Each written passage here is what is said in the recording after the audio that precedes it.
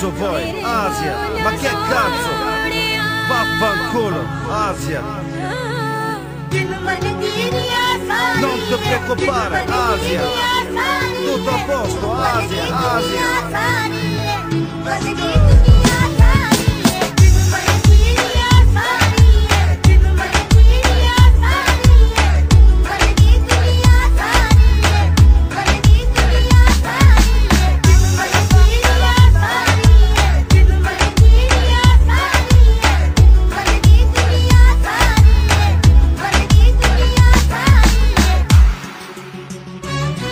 Защо, какво и всякакви въпроси не задавай, луд ли си, какво си? Престани, трепериш ми в леглото.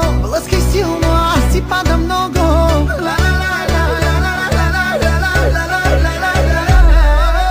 И като тебе втори няма,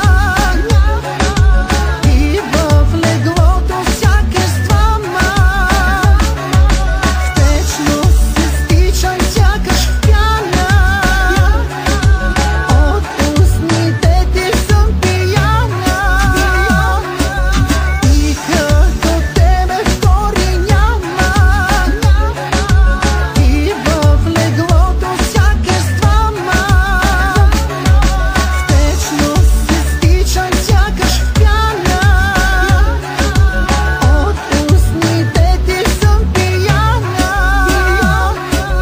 Бих ти го подал, ама много си лека. Не си ли викаха Азия, вататека? Твой стил е всеки да гравираш от легло в легло, бавно да умираш. Да си те подават вече стана банално. Дори когато плачеш е комерциално. Да влезат двама в тебе е като фреш. Как мислиш, маме, курвите имат ли кеши? Значи какво? Снима се с Карбовски. Към мен искам други относки. От булевардно момиче до поп-фон икона. Или певицата в устата с двата биберона. Още си спомням как Франко ти каза: нон че соди пър кой се гранде потана. Няма лошо, Азия винаги е на мода. Ей, маме, аз съм гадна порода. От тялото си пак ще те грабирам. От слюнката ти аз ще се дрогирам. Тайно искаш аз да се гримирам. Ногтите си в черно ще лакирам.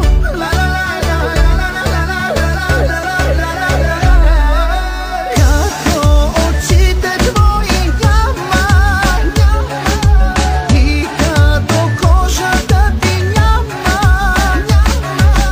като ръцете твои няма,